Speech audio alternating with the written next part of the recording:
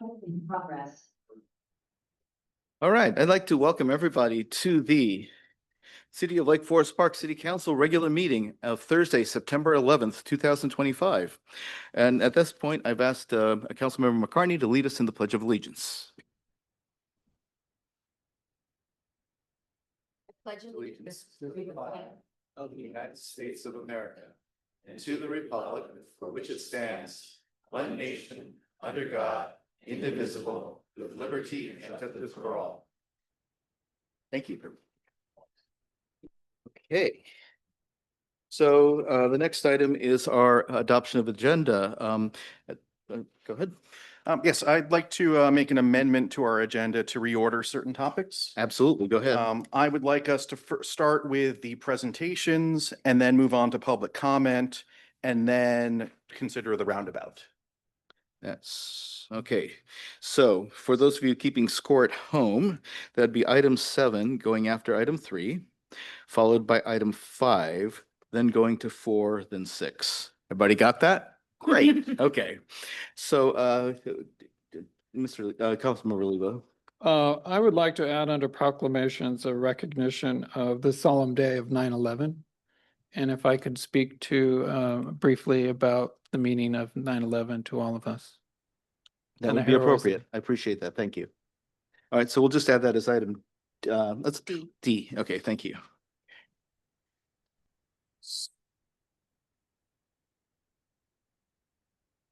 All right, so any other amendments? Okay, so I'd entertain a motion to approve this amended agenda. All right, thank you. Do I have a second? Second. Okay, all those in favor of the agenda as amended, please say aye. Aye. Council? Aye. Okay, and are there any abstentions or dissents? There aren't. Seeing none, that passes. Thank you. Okay, so as our amended agenda suggests, we are now going to do presentations, and I believe, Chief, this is your show. Okay. Actually, I appreciate Councilmember Lebo bringing up 9/11. I'm just going to say something really, really quick. So before we begin, I want to recognize on the anniversary of 9/11 and the tragedies, the recent tragedies in our country, including the recent school shooting, the murders of our politicians and a political activist. These moments remind us that the professions of military service, fire, EMS, dispatch, and law enforcement are unique. Ours are the calling that run toward danger to protect others. It takes courage, character, and a special kind of heart. I'm honored to work alongside people who choose to face risk so others don't have to. And I want to thank every first responder who puts their life on the line for this community.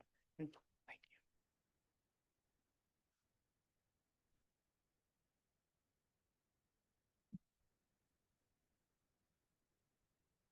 All right, be patient with me, everyone, because I got a lot to get through here. So good evening, Mayor, Council members, and members of our community and friends and family of Sergeant Parrish. So let's have you right there. So tonight is my great honor to recognize and celebrate the remarkable career of Sergeant Maurice "Red" Parrish, a man who's been a pillar of the Lake Forest Park Police Department for the past 27 years. Red's story begins in San Diego, California, shortly before the first moon landing. He grew up both in Virginia State and then back in eastern San Diego County area, graduating from high school there. Prior to his high school graduation, Red enlisted in the active duty U.S. Air Force, and 2 weeks after his high school graduation, he was in basic training in Texas in the middle of July. Yuck. He began his military career as a weapons loader on F-15 Eagle fighter jets in New Mexico. In 1990, he relocated to Washington State and transitioning from active duty to a National Guard Minuteman status from the Washington Air National Guard at Camp Murray. While serving in the Air National Guard, first as a firearms instructor and then as an apprentice JTAC with a TAC-P unit, Red met his wife, Shelley, also here tonight. Yeah, there you are. Also a serving member of the Air Guard and third generation Washingtonian. They were married in 1994 in Tacoma with a military chaplain officiating and dozens of military friends and family attending. On August 30th, 1995, Red started his policing career at the CJTC, Criminal Justice Training Commission in Burien, as a member of Basic Law Enforcement Academy number 438. We all love our numbers of what session we're in, and that one's an old one, with the Medina Police Department. At the same time, he was juggling increasing duties with the Air Guard unit. So in 96, Red became a certified CJTC firearms instructor with Medina, embarking on an aspect of his career that he continues with to today. In 1998, he enlisted in the academy he listened to an academy peer from LFP who invited him to transfer to the Lake Forest Park Police Department, as LFP was a close commute at only 10 minutes. Red honorably discharged from the Air National Guard and active duty Air Force after a 10-year military career to focus on his policing career. On July 11th in 1999, Red was officially sworn in by Judge Portnoy for the Lake Forest Park Police Department. A year later, Red and Shelley welcomed their first child, who today is an alumnus of Western Washington University and is a graphic artist, designer, and web developer for the Seattle Universal Math Museum. On September 11th, 2001, 24 years ago today, Red came on duty in the early afternoon while watching the shocking tragedies in New York, the Pentagon, and in Pennsylvania. Like his fellow LFP officers who were also on duty, he patrolled the city until early night while listening to the familiar jet howl of F-15 fighter jets on combat air patrols across a now empty Seattle sky. In 2005, Red and Shelley welcomed their second child, who taught them to understand fellow parents of children with lifelong incurable diseases. That child is thriving and completing a commercial welding and manufacturing degree program at Everett Community College. In the midst of the pandemic in 2020, Red promoted to a patrol sergeant after serving for a period of time as an acting sergeant. In 2024, almost 29 years after he graduated, Red joined the CJTC Academy training cadre in Burien as a contract firearms instructor, giving back to that program and representing LFPPD. In Red's peace officer career, he has served as a patrol sergeant, a patrol officer, field training officer, training sergeant, firearms instructor, firearms program sergeant, pepper spray instructor, less lethal impact munitions instructor, firearms armorer, and occasional public information officer. Red has worked for 7 police chiefs, 6 patrol sergeants, 4 commanders, 1 captain, and worked with outstanding fellow officers. Red was a part of this department as it transitioned from an agency of a small city to a state accredited agency and a law enforcement leader in a busy suburban area. A week after his official retirement from policing, Red transitioned to a full-time position as a criminal justice trainer in the firearms training section at the Basic Law Enforcement Academy. In this position, he will be working with a team of professionals to train and develop recruit officers on basic firearm skills, including future LFPPD recruits, while enjoying not working night and weekend shifts. In retirement, Red looks forward to continuing his training career at the police academy, traveling the world with Shelley, working on his vintage house, and continuing to dabble in his hobby of refurbishing vintage axes and cross-cut saws, which is really cool stuff that he does.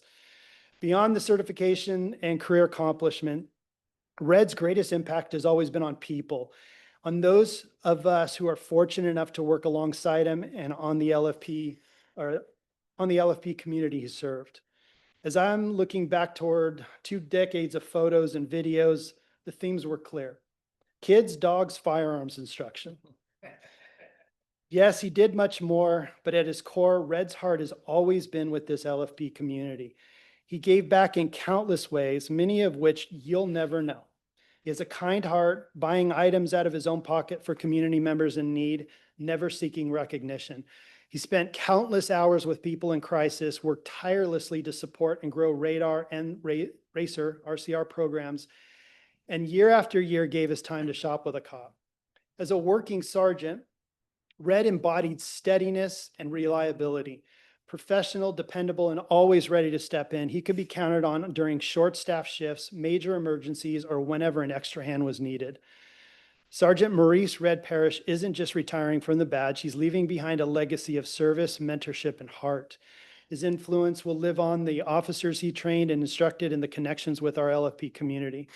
Red, thank you for your service, your leadership, and your friendship. You will deeply be missed. We wish nothing but the best in retirement. You've earned every bit of it. On behalf of the police department, here's a token of our appreciation. It's this plaque here. And this plaque reads, "Thank you for your service, Sergeant Maurice Red Parrish, Lake Forest Park Police Department, 1999 to 2025. Thank you for your dedicated service to the Lake Forest Park Police Department and the community. Your leadership and contributions have been truly invaluable to our officers, staff, and citizens alike. Your presence will be deeply missed. Wishing you a fulfilling retirement ahead."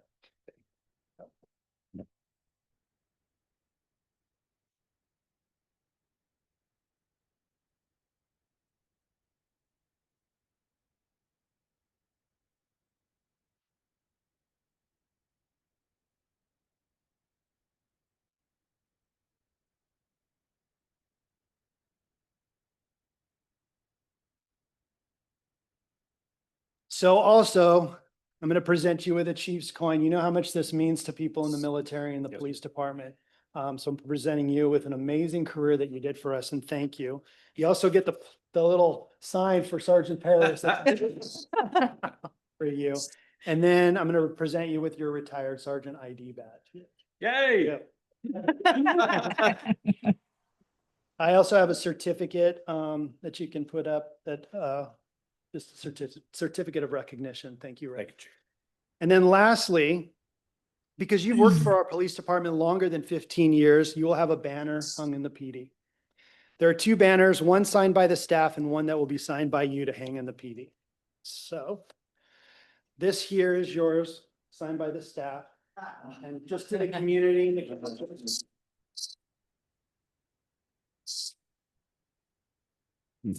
Ever since we get hired on, we get identified by our call numbers. Generally, we have ID numbers, but our call numbers, and Frank 11 was always Frank 11. 1 year. Yep, absolutely. And then there's some icons down here, being sergeant, field training, firearms instructor, and our little less lethal instructor. So we wanted to present to you this, and then we would like you to sign this banner that will be going up in our patrol area. You sign wherever I'll be you honored. are. And then just to let staff and the community and council know that every time somebody retires, we've been putting these banners up, much like the sports that you see out in different arenas where numbers are retired. I wanted to have that same kind of effect. So when you walk in the patrol area, you see that history with our folks, and you've added to that history. Thanks very much, Sergeant. Thank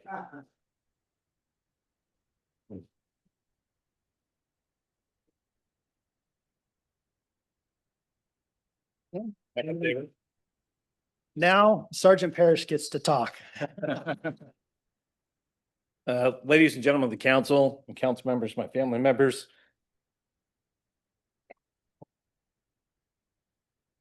You got this, Dad.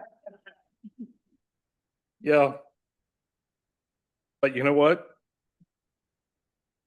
I want these folks to come forth, everybody in uniform, everybody who's a member of this police department, because I want this to be shown to you how much you have. I'm blessed because I actually get to train and work with a number of people now from all kinds of cities.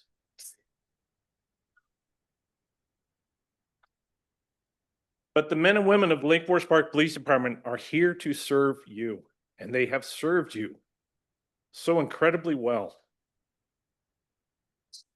Regardless of what happens in the future, on this holiest of days for us in law enforcement, they will continue to serve you, and they will give you outstanding police services. All I ask is that you give them the respect and just say thank you. Because that's all we want. It's just a thank you. I also want to make sure that I point out something. When I told my wife that I was going to retire, she told me that for the first time in 30 years, she could finally breathe. We forget what our family members go through as we go out the door. On 9/11, my wife hugged me as I went out the door, to work that shift. Because on that day, 2,977 of our citizens did not come home. Since that time, over 10,000 first responders have contracted 9/11 illnesses and not made it to retirement like I have. And I have not forgotten them, not one of them. Into the future, please, please support your police department because they are working for you and you have an outstanding, accredited, progressive, and forward-thinking police department. That's because you have supported them and they have supported you and they have community support. And on behalf of myself and my family, thank you.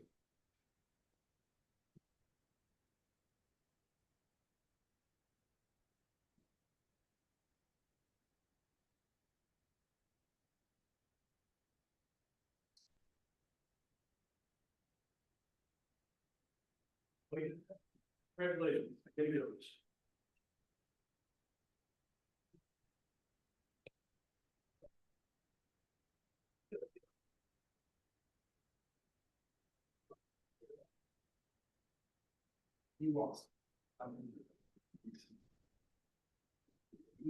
Yes.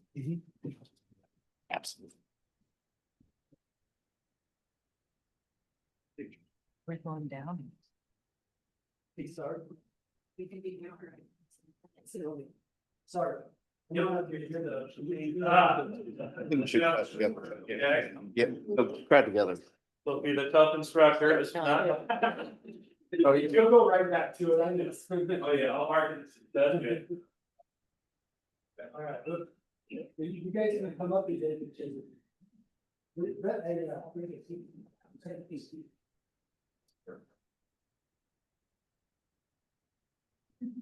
Come on, boss. You gotta join it. On slide. Take your time. All right. Thank you. All right.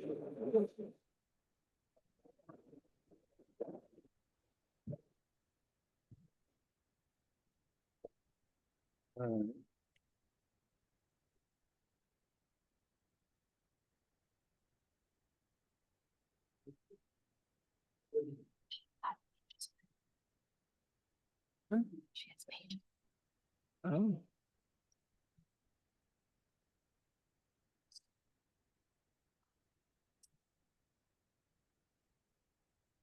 A lot of stuff happens in a council meeting and these are the fun things. Glad that you all are here to hear this stuff. So next up is soon to be here. Come on up, Jason. Come on up. So it's my honor to introduce and recognize the promotion of Jason Czebotar to the rank of sergeant with the Lake Forest Park Police Department. Jason's career in public service began long before law enforcement. First as an Eagle Scout, and then as a member of the U.S. Army Reserves, and later through Army ROTC at Central Washington University. Even after a life-changing cancer diagnosis cut short his military career, his planned military career, Jason's dedication to serving others has never wavered. He earned a degree in law and justice with a minor in military science, and by 2005, he was serving as a police officer with the Washington Department of Fish and Wildlife. Throughout his career, Jason has built a reputation for professionalism, teaching, and service. He became a defensive tactics instructor, taser instructor, field training officer, vessel operator, and even appeared on Animal Planet's series about game wardens. He also served, and that was game wardens. That was about you saving some ducks. Or on a few, yeah. I don't remember that one. I remember the ducks. He also served as a TAC officer at the Basic Law Enforcement Academy, training the next generation of recruits. Just really quickly, the academy will ask agencies to send their officers for a period of 3 years to serve as a trainer. And then they pay the agency back, well, not back, but during that particular period of time. So he trained 3 years worth of students. In 2016, Jason lateraled to Clyde Hill PD and joined the CSPA Major Crimes Task Force. 3 years later, he joined Lake Forest Park PD, where he has continued to expand his expertise in patrol tactics instructor, BOLA instructor, member of the now North Sound Metro SWAT as a hostage negotiator, one of my favorite jobs. It's such a great job. And is part of both the Independent Force Investigations Team and Major Crimes Task Force.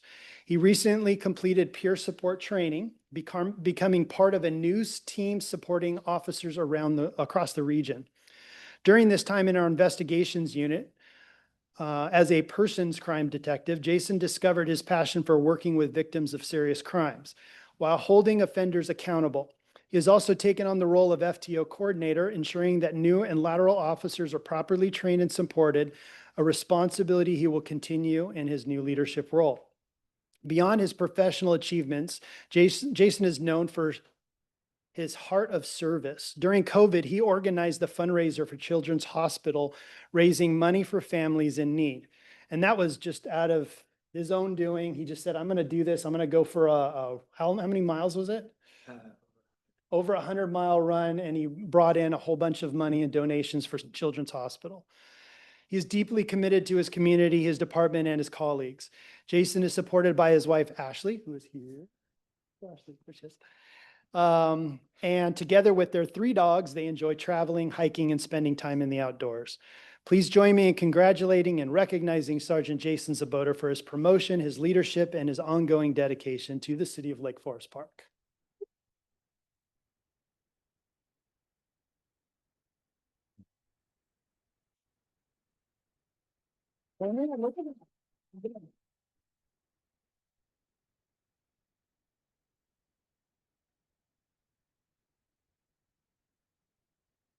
So he's got a detective badge on right now. You want to take that off? And then, do you want to, Ashley, do you want to come up here? Yep.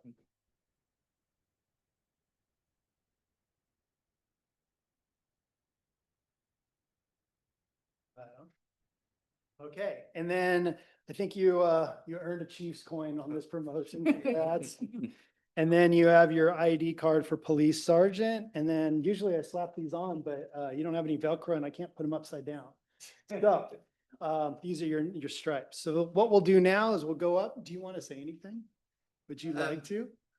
Just real brief. Okay. I didn't prepare anything, but I really appreciate this opportunity.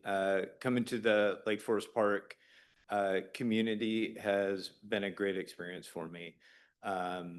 I really appreciate and especially during times of COVID when we're filling patrols and trying to cover minimum staffing. I have several memories of just driving through the city in the middle of the night and seeing the signs that say we support LFP police. And you know, it actually it meant a lot. And I know for some that might have been a small gesture, for some it might have been a big gesture, but it did mean a lot. And I have felt supported in this community, and I wish to continue serving this community and helping people that need our help.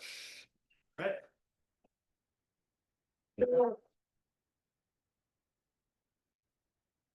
So now we need to make it official. So if Judge Grant, come on up.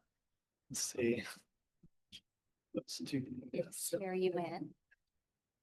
Raise your right hand.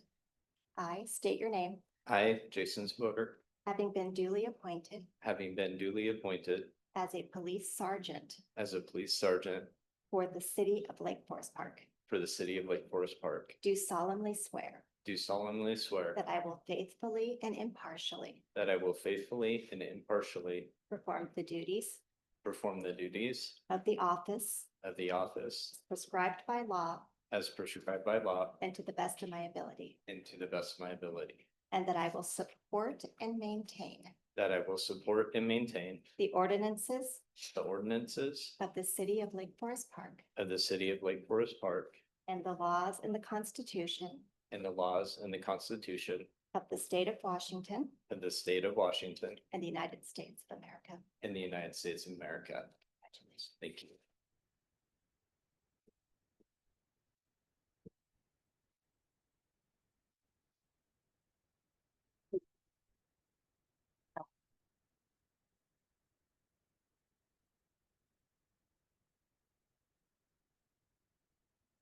Okay. Oh. He should be with. Yeah, we'll just get close. We'll just get close.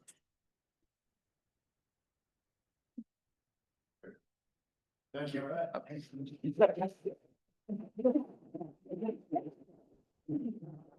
This is. Of these games. All right. And then I use it. You want to be. Okay, thanks for hanging in there. We got one more presentation to do from the police department. So if I can have Chase, come on up here. Ooh, I just had a flashback at 20-something years just now. I'm sure Red feels the same way too. It's just, okay, so this is the introduction of Officer Chase Holmes. Good evening, Mayor, Council, members, and community. It's my privilege to introduce the newest member of the Lake Forest Park Police Department, Officer Chase Holmes. Officer Holmes was raised just down the road in Mount Lake Terrace, where he grew up as the second youngest of 7 children. He graduated from Seattle Pacific University in 2017 with a Bachelor of Arts in English. In 2020, he took his education abroad to South Korea, where he taught English and greatly enjoyed the experience of working and living internationally. In 2021, Officer Holmes returned home and joined the Army National Guard as a combat engineer. During his service, he trained in Yakima, Joint Base Lewis McChord, and Louisiana. He's currently participating in the Guard's Officer Candidate School program, preparing to be commissioned as a second lieutenant. Chase began his law enforcement career with Snoqualmie Police Department in November of 2024, completing the Basic Law Enforcement Academy and Field Training Program. After gaining valuable experience there, he was fortunate to transition to Lake Forest Park, a community that is especially meaningful to him. Having spent a lot of time here during high school, Officer Holmes is excited to now serve and protect this area close to where he grew up. Outside of work, Chase enjoys reading, playing board games with his family and friends, spending time with his fiancée, watching movies, and staying active with pickleball and tennis. We are excited to welcome Officer Holmes to Lake Forest Park Police Department and know he will be an excellent addition to both our team and our community. Welcome.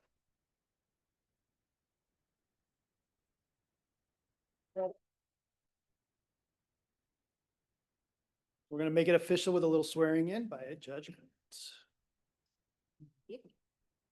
Raise your right hand.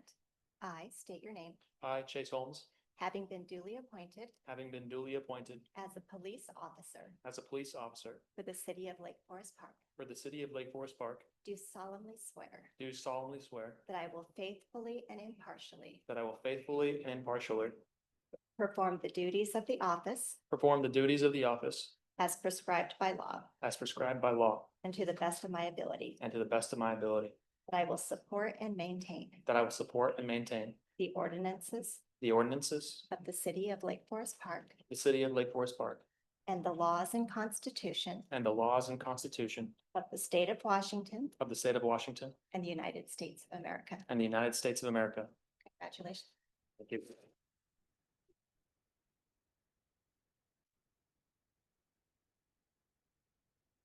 All right, this is not a Chiefs coin, but this is one of our PD coins. You'll get that Chief coin someday.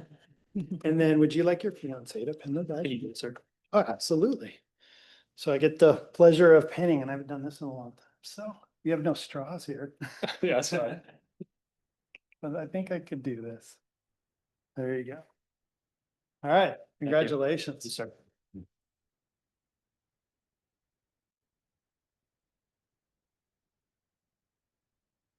If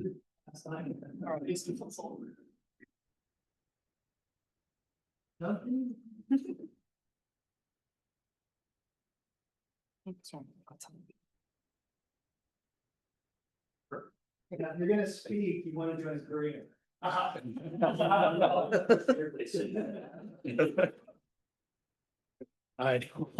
Do you want to say anything? I just want to say thank you for the opportunity, and I want to thank my fiance for being here, and I am really excited for the opportunity. Thank you all.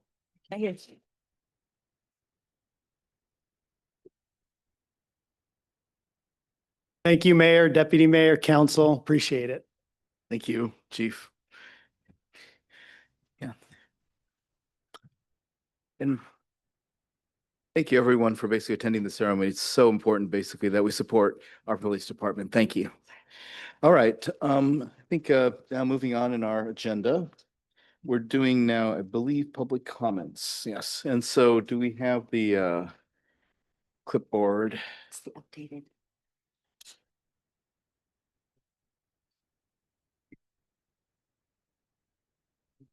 Great. Thank you, Commander.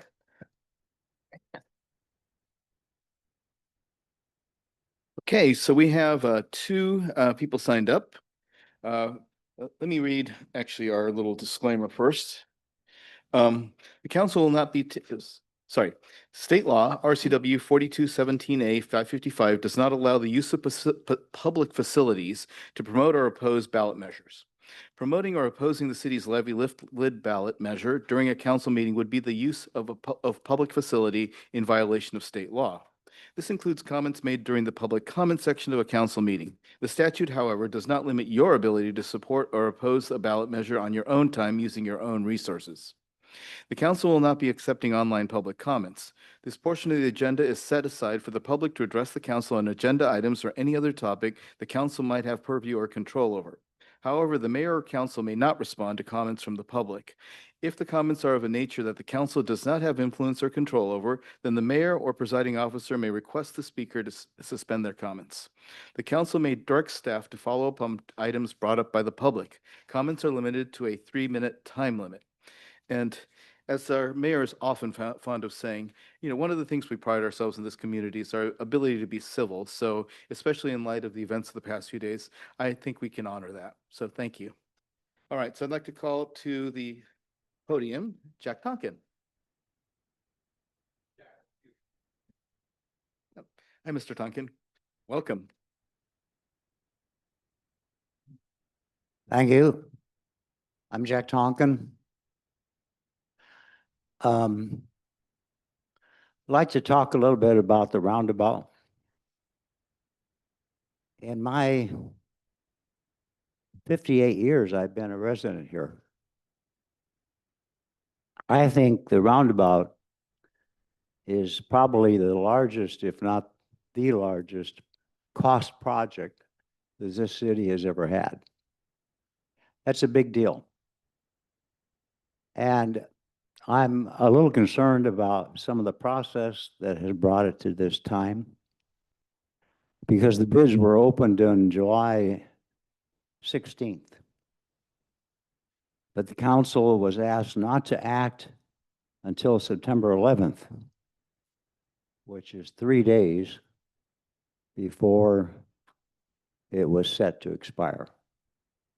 Seems to me that's insufficient time for the council to consider all the impacts of the largest business expense in the history of this city.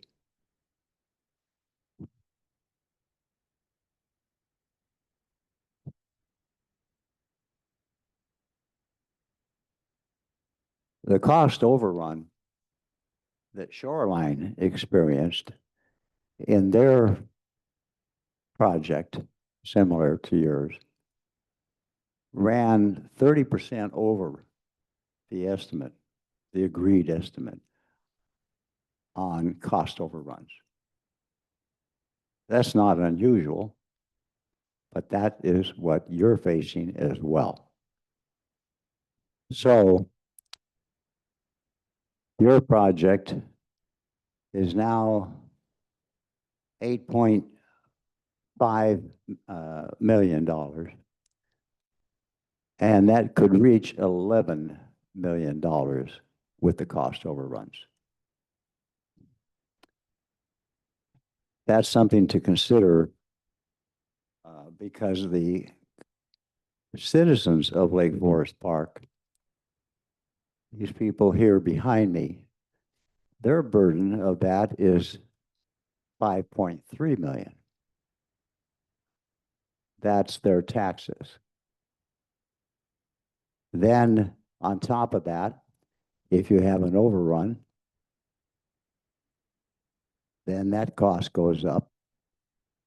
And that includes a $2.5 million Public Works Board loan that the taxpayers must also end up paying.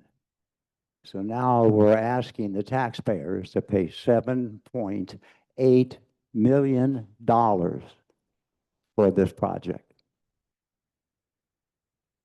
That's the same amount that you're going to ask for on the levy.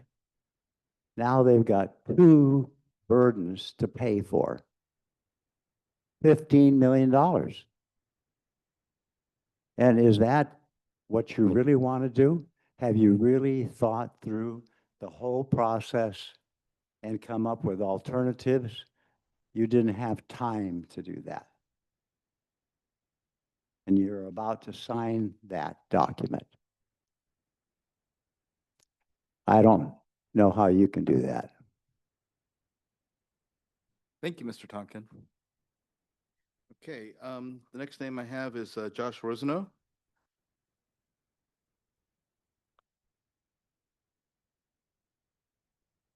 Welcome, Mr. Rosano. Good evening, council members. My name is Josh Rosenau. I live here in Lake Forest Park up on almost to Mount Lake Terrace. And I'm a member of the city's Parks and Recreation Advisory Board. So I take the occasion when I'm traveling through town to watch how people travel from their homes to our parks to recreation activities that we have here at Town Center. And I watch as I drive, bike, and walk through this intersection at 40th and Ballinger. Half the cars that turn don't know how to signal there.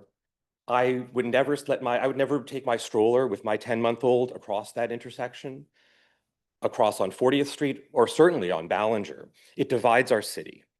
I talk to neighbors, they don't drive that road because it's not safe for them to go there. They don't feel like they can safely get onto and through that intersection. That is a tax on our city also. It's a tax on time, and that is an intersection where there are constant, if you look through the data from the state on traffic collisions, there are constant collisions there every year, adding up. That is a tax also. And when we think about the cost of this project, there's been inflation, there's tariffs, costs are going to change, that's inevitable.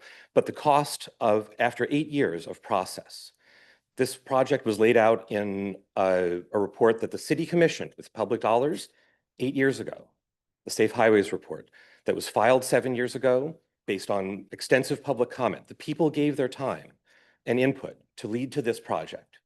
That's a tax that the people have paid already. And since in those intervening 7 years, there has been a continued tax on time and energy to bring it to this point where you're finally ready to sign a contract and take an intersection that should have been a roundabout 56 years ago.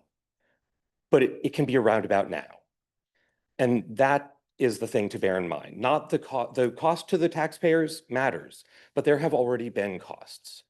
And there will be, if this project is delayed, if it's canceled, if it's cut off, if it goes into another round of contracting, that cost to our city will continue, and to lots of other people. The ability of people to go from the Burke-Gilman Trail through the rest of the city along Ballinger Way on what little sidewalk there is. That is all a tax, and that is all a cost that we continuously pay. And so I'm urging you to move this forward, and at long, long last, let's have a safe intersection there that people can visit their neighbor across the street without taking their lives into their own hands. Thank you. All right. Thank you, Mr. Rosano. All right, is there anybody else in chambers who would like to make a comment? Okay, Mr. Phillips, come on up.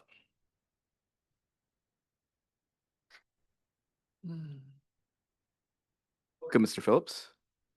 Thank you. Mark Phillips, resident of Lake Forest Park. I was taken by surprise, I guess, to hear that there was kind of last minute opposition to this project. When I was on the council with Councilmember Riddle, at least, we worked on this safe street study that was done, and there were a number of options and ideas that were put forward. This was the one that passed through the veil in terms of the doability of it and the payoff for it, the safety benefits.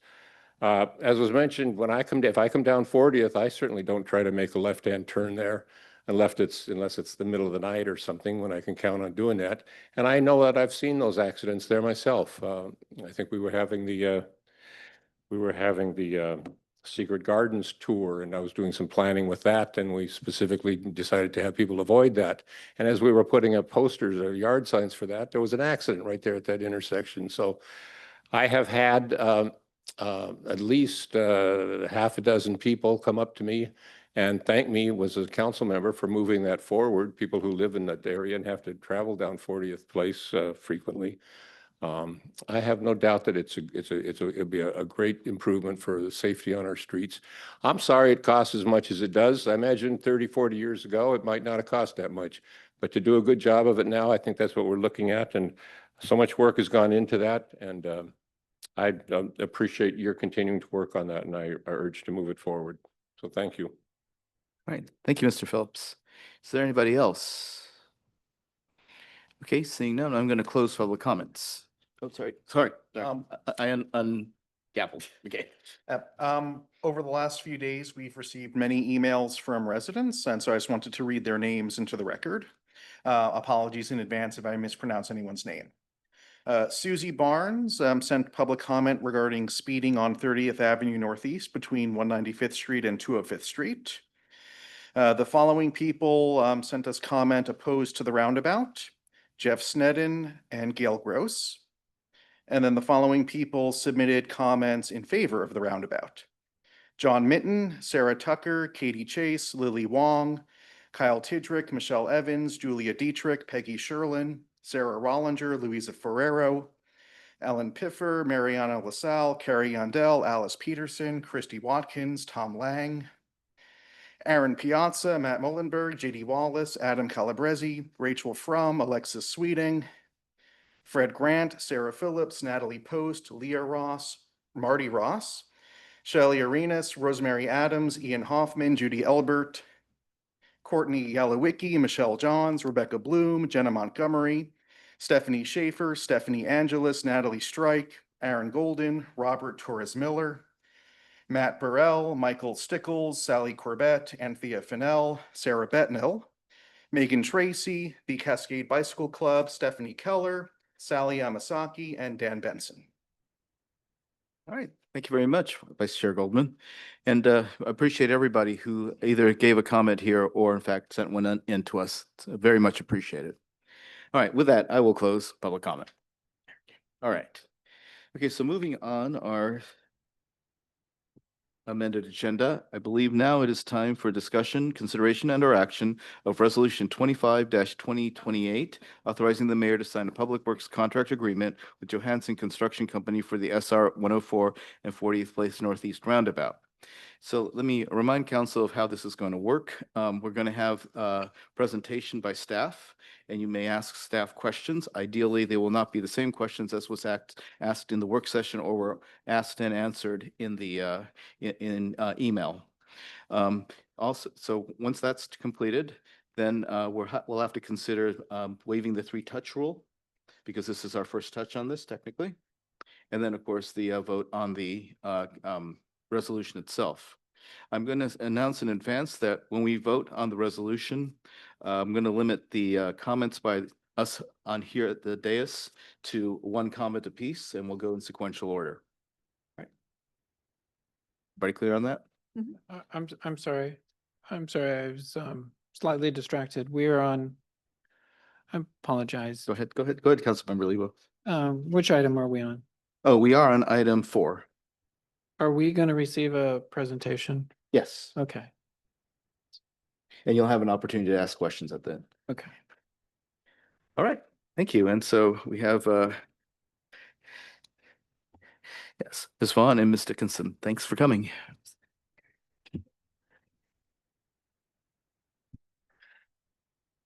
Good evening.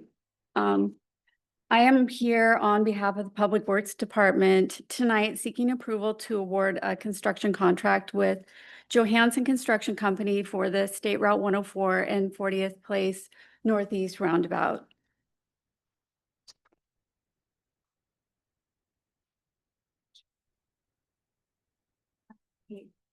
Should we buy you just 1 more minute?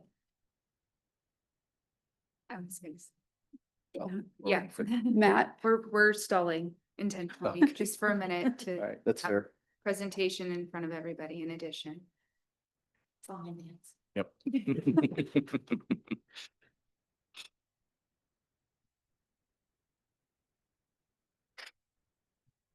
Yeah, there we go. Next one. Okay, just to orient all, anybody who's here in the audience and also online, just to the location where the roundabout will be situated. State Route 104, 40th Place Northeast, and then the third leg related to that is Northeast 184th. Okay, going back to background, this was touched on a bit, I believe, in public comment. The 2018 Safe Highways Report, there was an evaluation that was conducted by Fair and Peers and also discussed with council and received community input for the construction of the roundabout, amongst other issues that were brought up at that time. There was overwhelming support by the community for the construction of the roundabout. There were several modifications considered at that time, including an intersection at 104 and 40th. 3 alternatives were considered at this intersection, including improving stop control, building a roundabout, or leaving the intersection as is. And as I had mentioned, the recommendation was made with community support to provide the pedestrian crossing, roundabout traffic calming effects, and moving forward with the roundabout. And project evolution, back to the Safe Highways Report. In 2019, a preliminary budget was appropriated to begin the roundabout design with a concept design at that point. Between 2019 and 2023, I believe there was a bit of a lapse there with COVID, et cetera. We went to engineering design advances to move the project forward, and of course, the footprint increased based upon an actual design concept rather than just the initial concept. In 2024, we had a wall code and canopy coverage code update, which increased our design and construction costs. We had to bring on additional sub-consultants in order to design that properly for the project. And then early 2025, roundabout design effort was complete, and the engineer's final cost estimate came in at $4.3 million. This was prior to us going out to bid, so we went ahead and put the project out for advertisement. Came forward to bid opening. We had 6 bidders, and the lowest responsive bidder was Johansen Construction at $5.4 million approximately.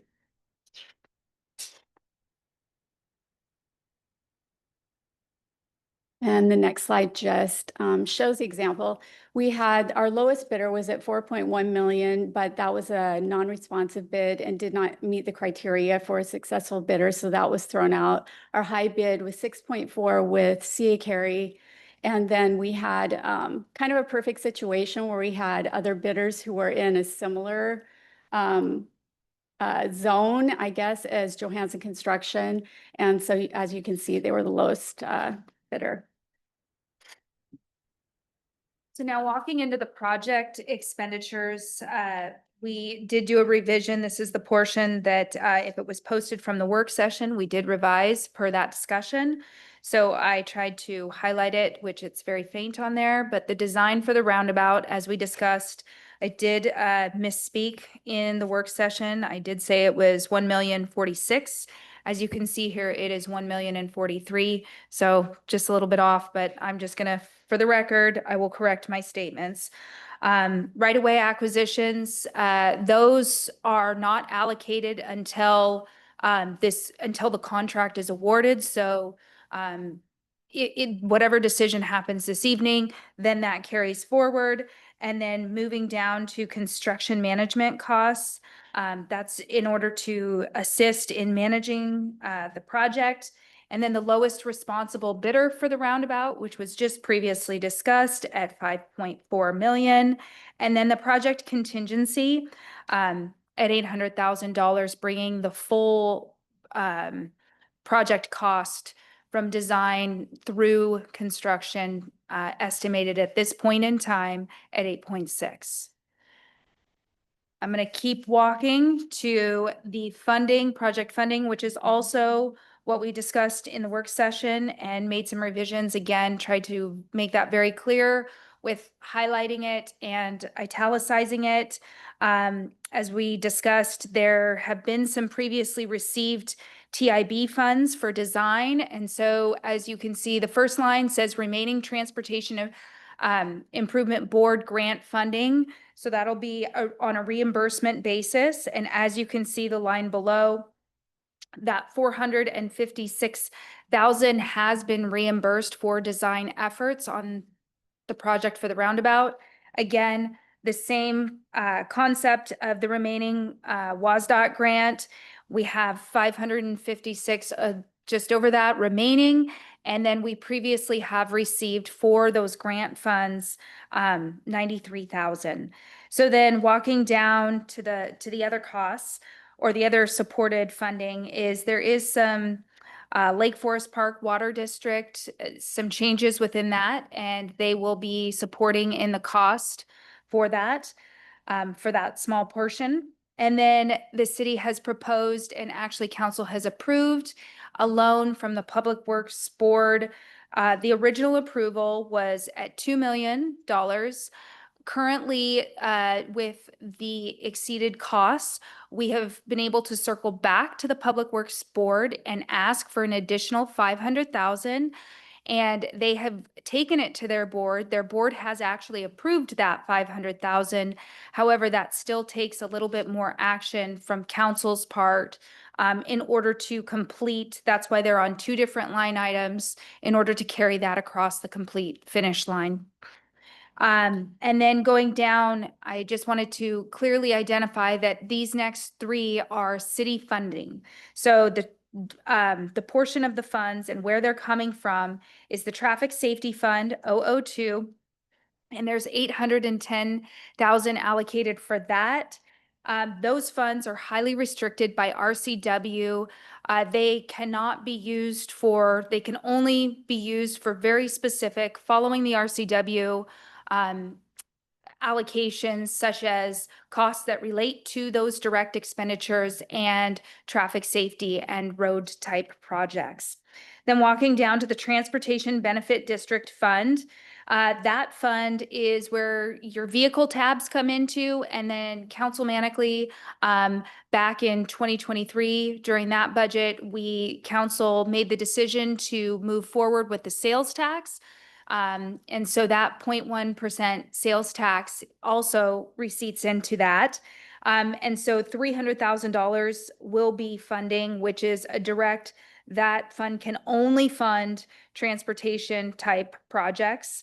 And then the third item is the Transportation Capital Fund, which is mainly supported by the Real Estate Excise Tax 2.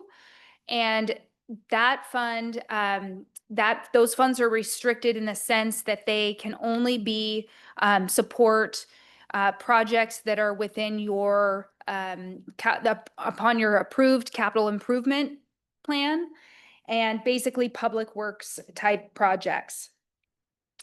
And then highlighting one of the changes that we made from the presentation earlier at the work session is the roundabout design costs that were funded. So the city has that, those funds came from the Capital Transportation Fund of 302 in the amount of 493. So those were the city's dollars that they allocated towards this project in order to bring it down to the full project cost of the 8.6.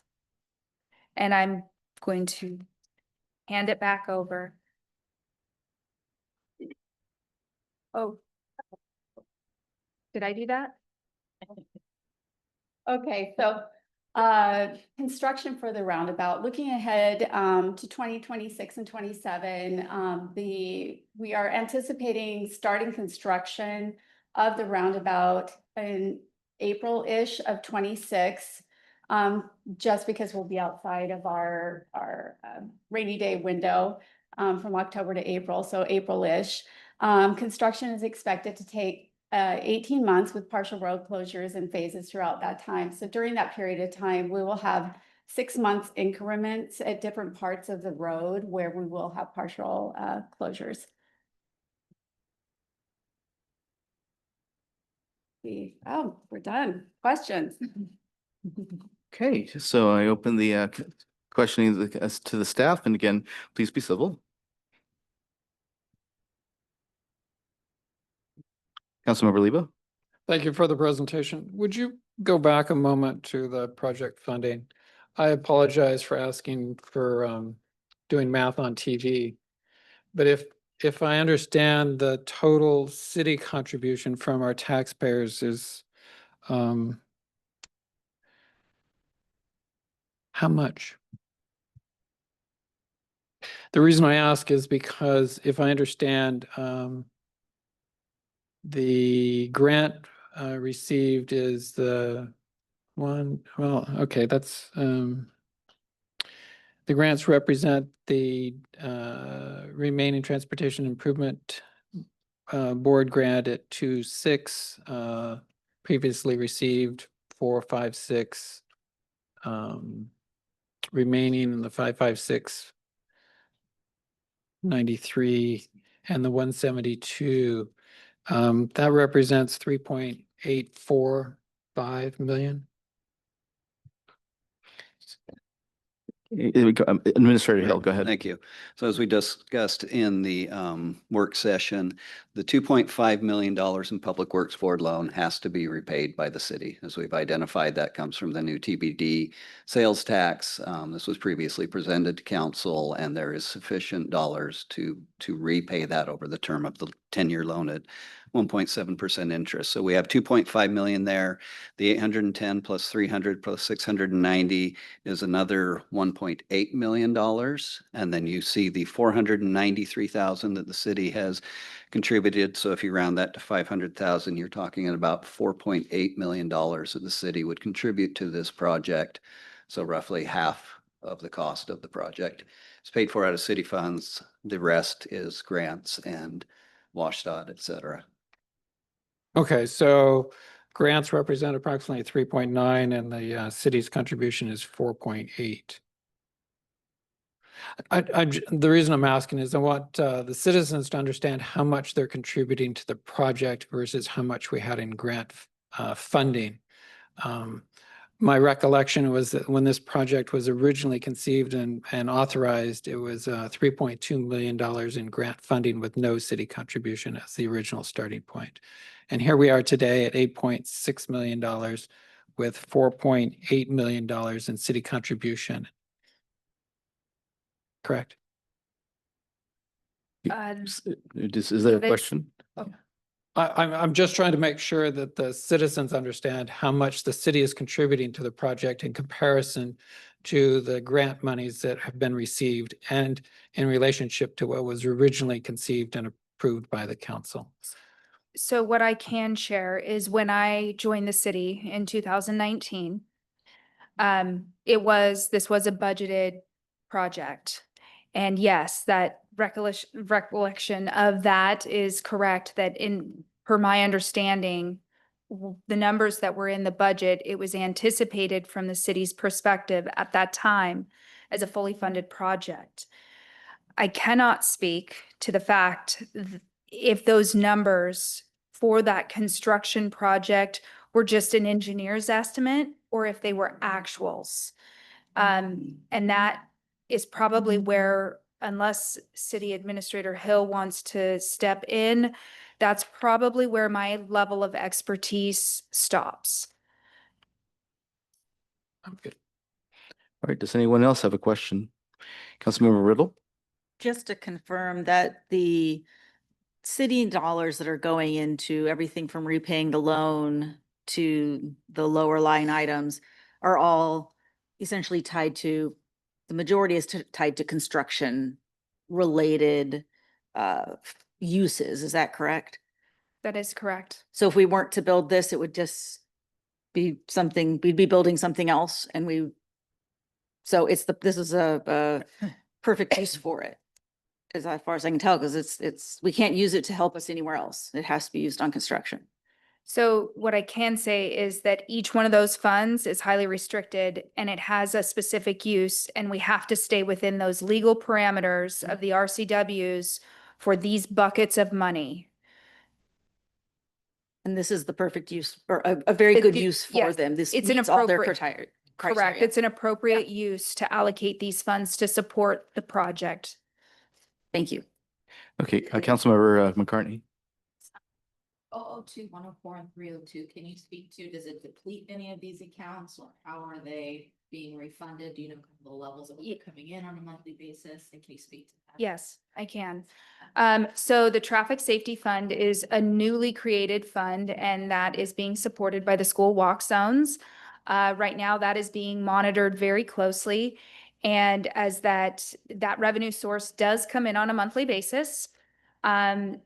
And we are currently looking at that to see what the trends are with it as of right now, because the city has, I think it's barely been it hasn't even been a full year. It hasn't even been a full year that the city has been receiving those funds.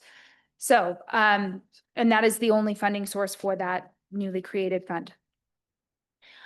Within the Transportation Benefit District, the two revenue sources within that fund are your vehicle tabs. And so that is in a specific fund that goes directly back into the city to pay for, that's the fund that ultimately pays for your overlays, the city's overlays.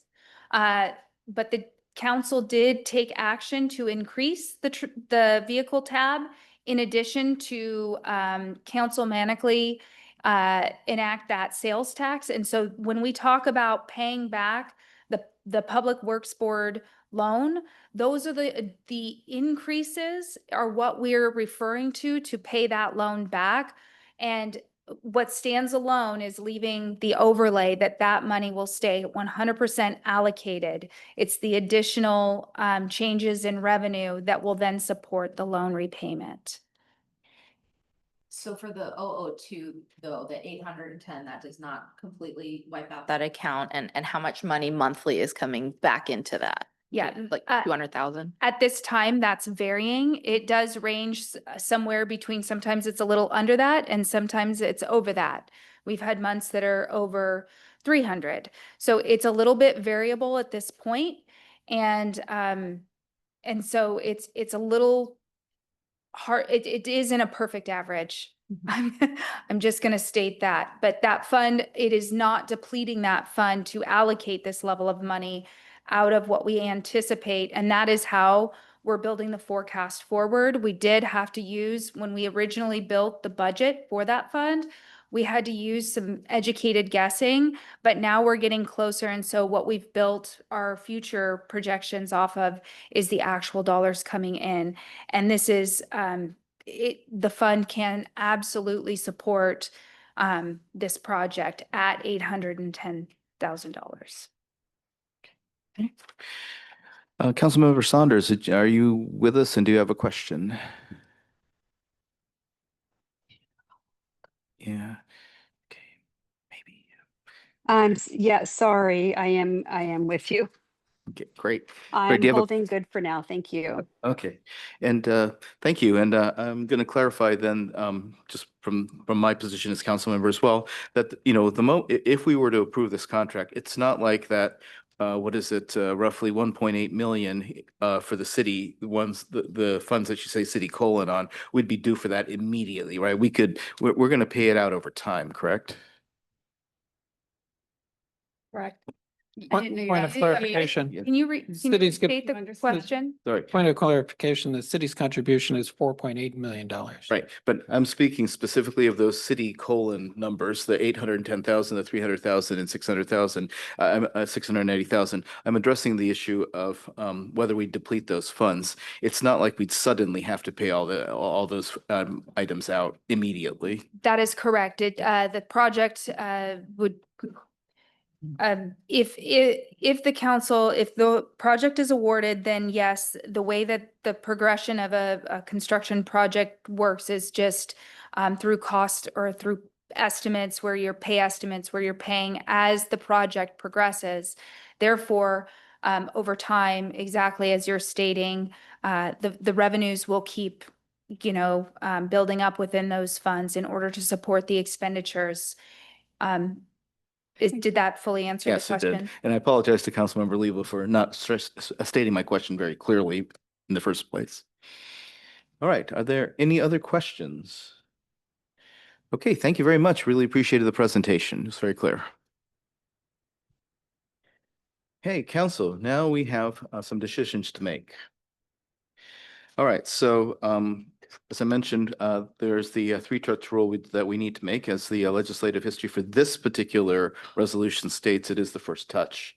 So I'd entertain a motion to waive the three-touch rule. So moved. Do I have a second? Second.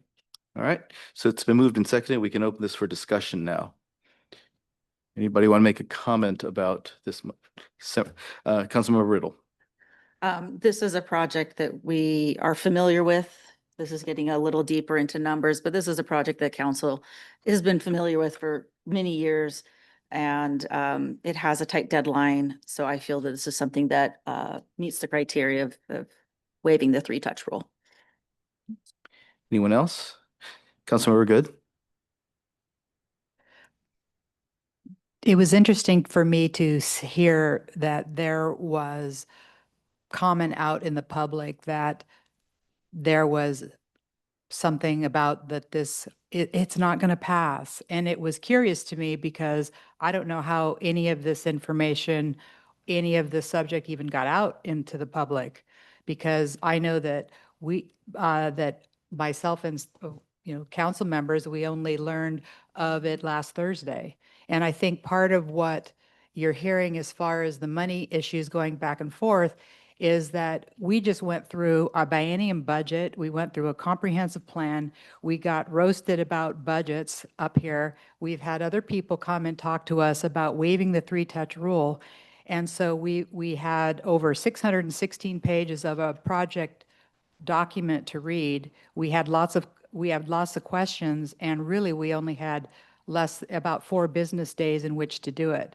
So this document has been in the city leadership's hands since the middle of June, and we only recently got it to us last Thursday. So there is a responsibility as a council member that we're responsible for our constituents' money and that we need to be stewards of that money.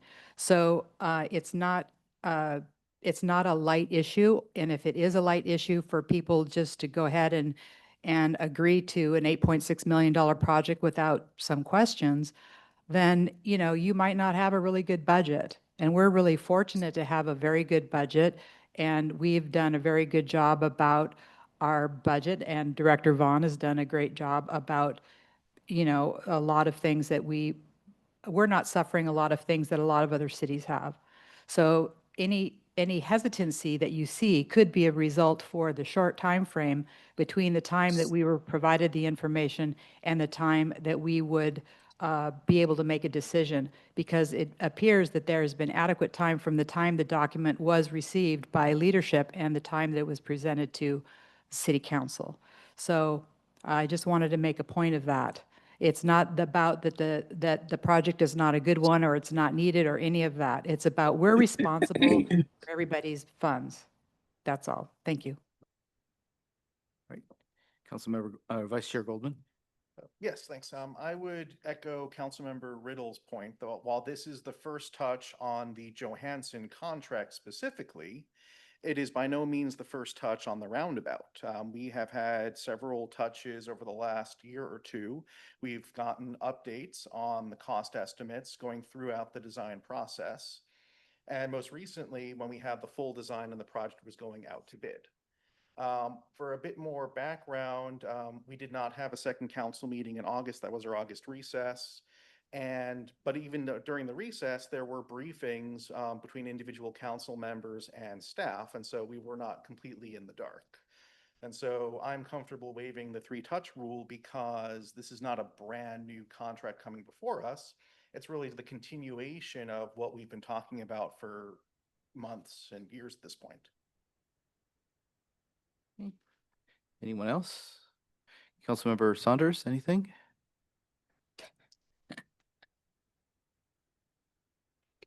Oh, no, I agree and support what Larry and Semra have said Right. about waiving the three-touch rule.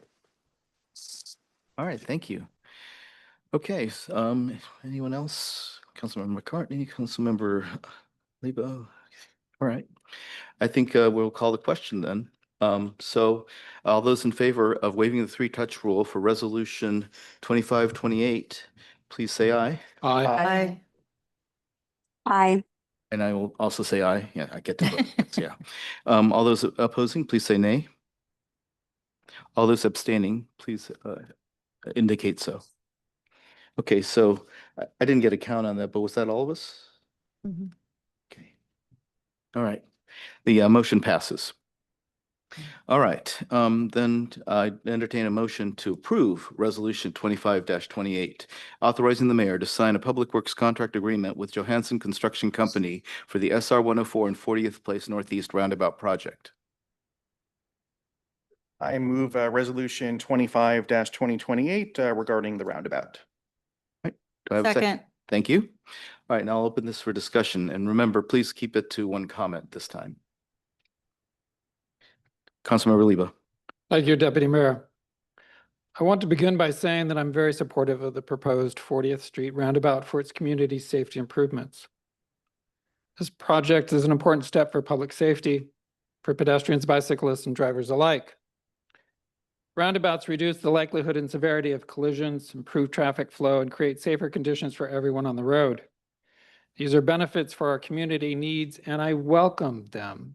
And so do many of our community members who have expressed their comments to the City Council. And that said, I want to share some concerns. My career has been in capital projects, construction, leading large design and construction projects. I have some concerns about the way this project has been managed.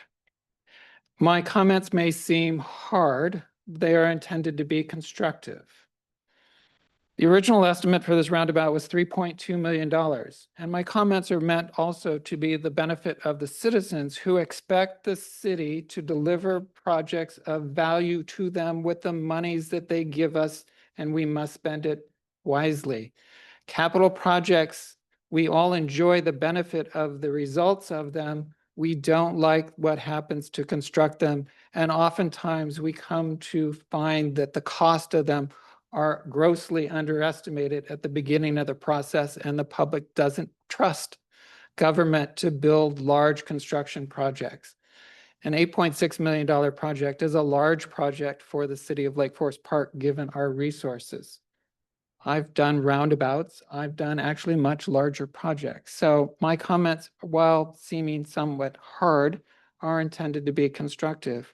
And for the public, the original estimate for this roundabout was $3.2 million, which was fully grant funded. Today, the cost has grown to $8.6 million, requiring more than $4.8 million, which I learned this evening was in fact our city's contribution. This is not a small adjustment. It is a fundamental change in the financial scope of this project. Equally troubling is the timing. The bids were received nearly 2 months ago, and yet the council is being asked to approve this only 3 days before the bids expire. That leaves us with no meaningful time to review the numbers, weigh alternatives, or consult with our constituents. Because the council did not receive accurate estimates during the design development phase, we never had the chance to consider less costly design options that could still achieve the same safety goals for our public. This does our citizens who contribute their money daily as taxpayers to the city a disservice because they lack confidence in the money is being both spent wisely and responsibly. This experience has demonstrated to me why we need stronger budget and project management reforms so that future projects can be better represented to our citizens at the original cost, the original timeline, and the results that we hope to provide for them. Capital projects should come with clear line item budgets from the start, updated consistently as estimates change, and delivered to the council with enough lead time to ask questions and, if needed, to explore alternatives. We need a process that is transparent, disciplined, and predictable, one that manages costs and design issues before they escalate, not after. I've consistently asked for a budget and was told that I have 20 pages to look at. That is not the way we should manage projects. In my 37 years of leading design and construction projects, I've never presented to a board a 20-page project budget, but rather a summary. I'm disappointed and I'll represent to the frustration and disappointment of the taxpayers who question, how could a project that was fully funded at $3.2 million now cost the city $4.8 million for a total project of $8.6 million? I support this roundabout because of the safety improvements it will bring, but I also want to continue to advocate for reforms that ensure every capital project, whether it costs $100,000 or $8.6 million, meets a higher standard of financial accountability and design review. Our residents deserve safe streets, and you deserve budgeting and planning process that protects every taxpayer dollar. It should not be considered that a grant money is free money. Grant money is taxpayer dollars. We all contribute to those costs every day. And when we start and say to the public, you have a roundabout at $3.2 million in 2019, and we think we might have one done in 2027 at $8.6 million. We are not being good stewards of the money for our public who provide the trust in us to deliver services to them every single day. Thank you.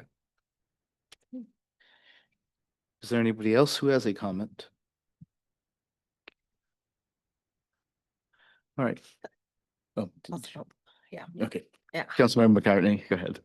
Just a comment that the roundabout in general, I'm fully supportive and I would be voting yes for that. But what I have a lot of discomfort is around waiving the 3-touch rule. I understand these are unique circumstances. We have deadlines that need to be met, potential funds that might not be available or cost escalations, but I think it's incumbent upon us, which I know this is not anything new to any of us, to have the public engagement and to have that 3-touch opportunity.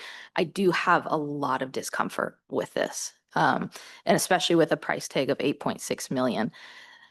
That said, I am supportive of the contract. I believe that the project will ultimately benefit the community, but I just want to again emphasize having that public engagement, having opportunity for people to voice once you see the item with the price tag. I think those are just 2 very important pieces that it would have been nice to have a little bit more time to do that. Okay, Councilmember Good, then Councilmember Riddle. Like I said in my previous comment, if this had been brought before us with more time, you probably wouldn't be hearing any of this. But because it was so short circuited to us, you know, we're taken aback by what we were looking at and that we had questions. And I think I won the award for the most questions on the project, by the way, but maybe those will be posted. Anyway, thank you. Well, they are public records, so absolutely. Okay, go ahead, Councilmember Riddle. Thank you, Deputy Mayor. Because of how many years this has been in front of us, this has come through numerous CIPs. It has been part of numerous budget adjustments, budget allocations. Even under the most recent budget that Councilmember Lebo put together, this was in there. Thank you. Oh, go ahead, sorry. So I think that to say that we didn't have really enough time to absorb how these, I mean, obviously Councilmember McCartney didn't, but the rest of us to absorb how this project has been evolving and how the costs have been evolving really doesn't make as much sense to me, given John's role or Councilmember Lebo's role on the Budget and Finance Committee. It may be why he voted no on the last budget, because he didn't like this. I don't know, but I would. Order, if you could keep your comments to the resolution specifically. Yes, please. I'm done. All right, well, Larry. go ahead, Vice Chair Goldman. Yeah, sorry. Yeah, I think we've all been frustrated with the cost increases on this project. Overall, we need to balance the overall cost of the project with the benefits to the community. And I will be supporting this because I do believe that the benefits to the community in terms of making it safer to drive, walk, and cycle through that corridor outweighs the financial costs. And so I think it is important that we continue to move forward on safe streets. Right. And Councilmember Saunders? I don't know why I keep looking at the screen with this. I'm waiting for the talking. Yeah. Sorry, this has been really challenging to keep connected to you guys. No, I echo what Deputy Mayor Goldman just said about how I feel like the safety of this roundabout does outweigh the cost, and we'll just have to deal with that. We'll just have to work together on that. Okay. I'll grant you a dispensation. Go ahead. I do want to say for the record, once we got this information and we were peppering with questions, I do appreciate you responding, you and your team responding quickly, thoroughly, and also ensuring that we all see what the questions are, because as I shared with you, I'm not a roundabout specialist, if you could believe that. So I do lean on other council members and their insights. So thank you so much for responding as quickly as you did. Very kind of you. All right, thank you, everybody. And just to add my last comments to this, I echo Councilmember Lebo's comments. We don't take taxpayer money lightly. None of us here do. We want to be as careful stewards of public money as we possibly can be. And the history of this roundabout has been peppered with rosy projections and, discussions that I was not privy to. What I understand is that initially the roundabout that was proposed at the $3.2 million level was terribly undersized for the intersection that it was going to occupy, and that it would not have served the purposes of public safety, as we have come to understand it. So I'm in support of this, even though we've had this short period of time to consider this, because there is a 6-year-long history with this. COVID did us no favors. Not only did we have to kind of pause all the planning, but also the costs increased in the interim. And so that's that. It gives me the lesson that don't have a pandemic during the middle of a major capital improvements project, but I'm not sure that's a very useful lesson. But nevertheless, my point is that some of the timing issues that have been referenced due to the waiving of the 3-touch rule is on me. As council chair, I was trying to set up the August recess so that all of us could have a little bit of time off. Coincidentally, of course, the bid came in right around that time, and it kind of short-circuited the ability for us to have this open discussion that we're having now. And that's on me. That's the lesson I'm taking away from this, is basically don't cancel meetings until you absolutely are on top of them. And that way, if anything comes up, you can actually schedule things then. That said, we have talked about this an awful lot. Even my short time on the council, we've actually discussed this no less than I counted 10 times. So the fact is that there's been public input. By the way, I also appreciate all the notes, both pro and con, that came in on this. I think it is the single piece of legislation that had the most comments, so very much appreciative of the community. And the fact is that we're at the stage where if we don't move forward with this, we're set back that 6 years. We'd have to basically restart planning, what are we going to do about that intersection? And how's that going to fit in with a potential redevelopment of town center and all this kind of stuff that this triggers? So that's one of the reasons I really want to move forward with it at this point. Thank you. And at this point, I will entertain, I'll call. Right, so I'll call the question. Okay, so all those who are in favor of moving forward with Resolution 2528, please say aye. Aye. Aye. Aye. All right. All those opposed, say nay. All those abstaining, please say. All right, thank you, council. We unanimously passed this resolution. Okay, moving on.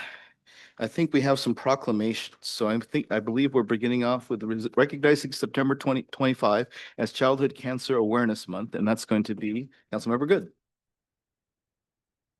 Somewhere. My goodness, we had so many changes. Okay, here we go. Childhood Cancer Awareness Month. Whereas childhood cancer is the leading cause of death by disease in children. And whereas 1 in 285 children in the United States will be diagnosed by their 20th birthday, and whereas there are 43 children per day, or 15,780 children annually, that are diagnosed with cancer, as well as approximately 40,000 children on active treatment at any given time. And whereas the average age of diagnosis is 6 years old compared to 66 years for adults, diagnosis and 80% of childhood cancer patients are diagnosed late with a metastatic disease. And whereas on average, there has been a 0.6% increase in incident per year since the 1970s, resulting in an overall incident increase of 24% over the last 40 years. And whereas 2/3 of childhood cancer patients will have chronic health conditions as a result of their treatment toxicity, with 1/4 being classified as severe to life-threatening. And whereas approximately 1/2 of childhood cancer families rate the associated financial toxicity due to out-of-pocket expenses as considerable to severe. And whereas in the last 20 years, only 4 new drugs have been approved by the FDA to specifically treat childhood cancer. And whereas researchers and healthcare professionals work diligently, dedicating their expertise to treat and cure children with cancer. And whereas too many children are affected by this deadly disease, and more must be done to raise this awareness and find a cure. Now, therefore, the mayor and the city council of the city of Lake Forest Park do hereby proclaim September 2025 as Childhood Cancer Awareness Month. In the city of Lake Forest Park, urge all residents to join in encouraging young people fighting cancer, honoring young people who have lost their lives to childhood cancer, and expressing gratitude to the doctors and nurses who provide special care to patients and families affected by childhood cancer. Signed this 25th day, September 2025. Thank you very much. Okay, and I think the next one is recognizing September 2025 as National Recovery Month, and I've asked Councilmember Riddle to read this one. Thank you, Deputy Mayor.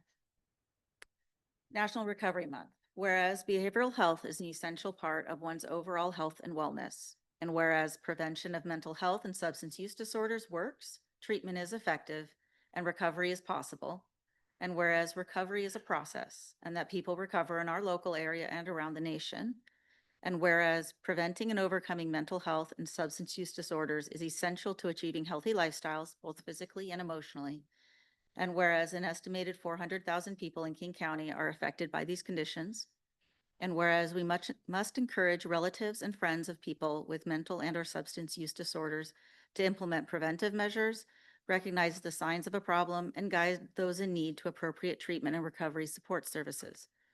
And whereas we recognize 4 dimensions of recovery from mental health and substance use disorders: health, home, purpose, and community.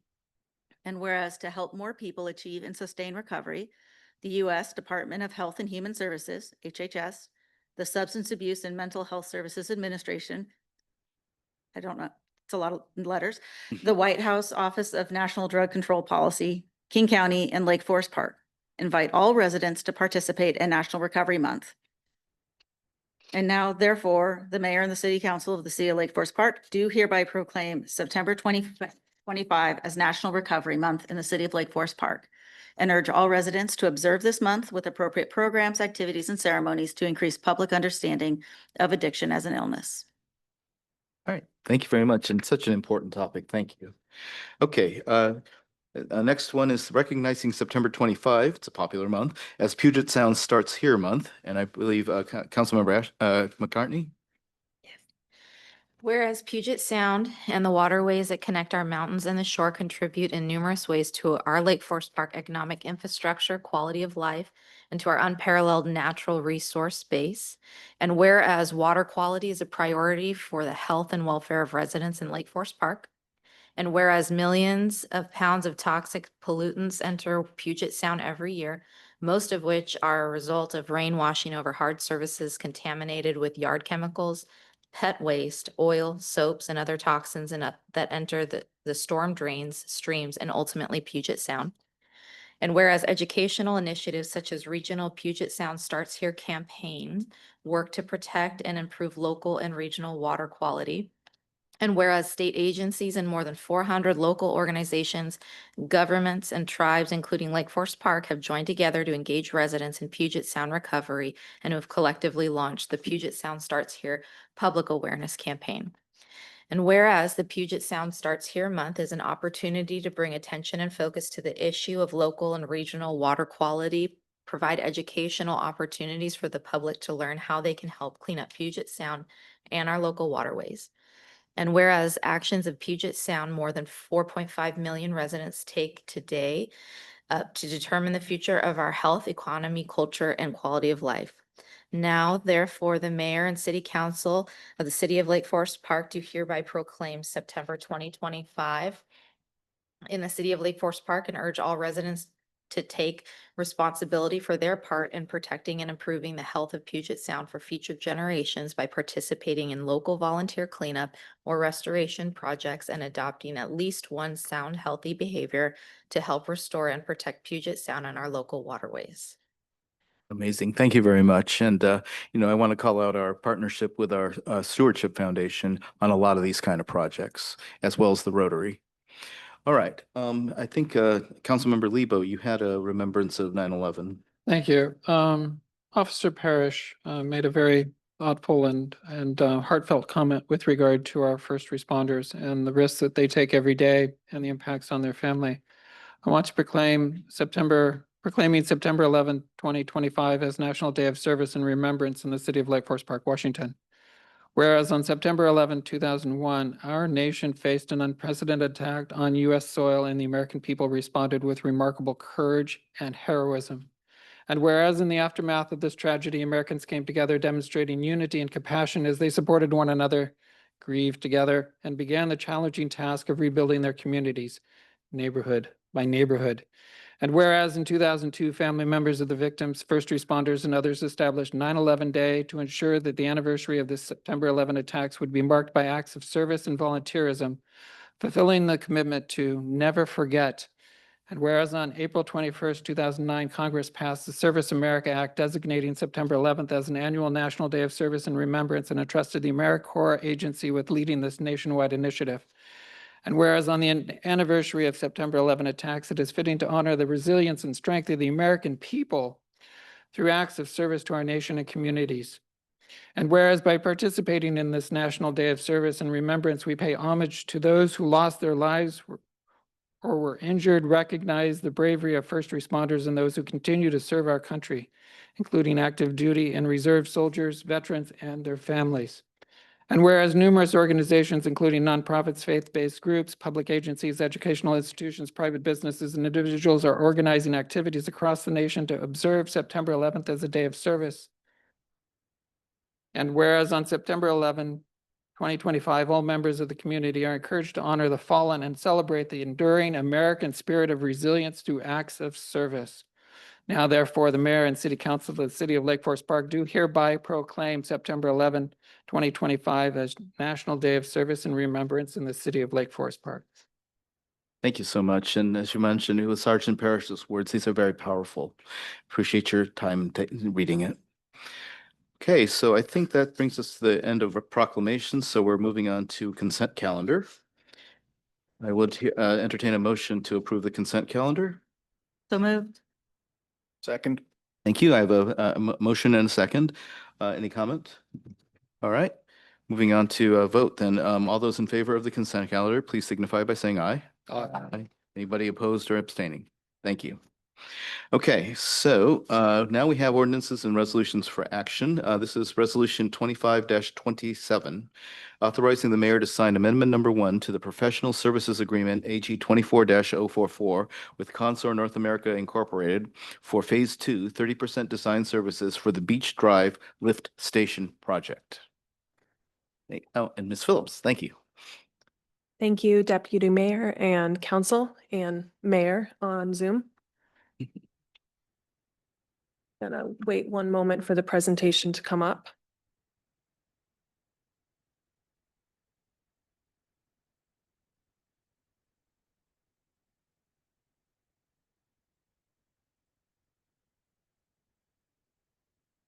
Thank you so much, Matt. So I'm here tonight to talk to you about the Beach Drive Lift Station 30% design contract. This is bringing forward amendment number 1 to that contract, to the professional services agreement with Consor. Just to give you a little bit of background, back in 2024, Consor did an options analysis study for us for this project, Beach Drive Lift Station. As you know, there's two, the city owns and operates 2 lift stations, and they are both on Beach Drive, and they are both past their recommended life, which is why we decided to look at replacing, repairing, all the options. Based on the options analysis that was created for us, the city selected an option that we would move forward. And with that in mind, we contracted with Consor to do 30% design deliverables for that option.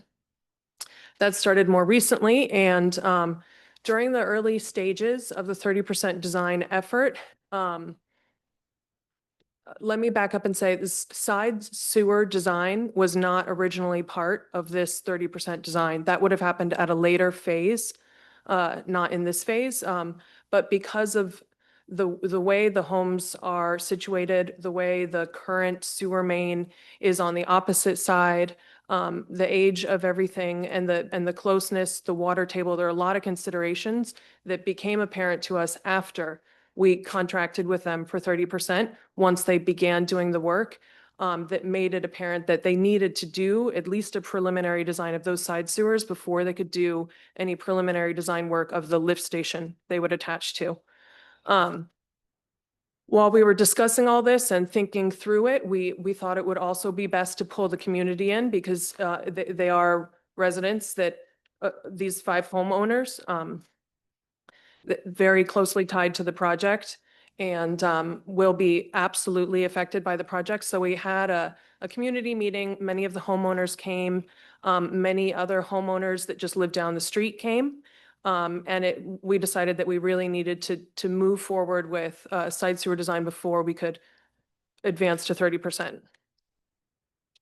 So this specific contract amendment includes a change to the scope of services, as I've described, and the associated fee for this extra work is about $30,000.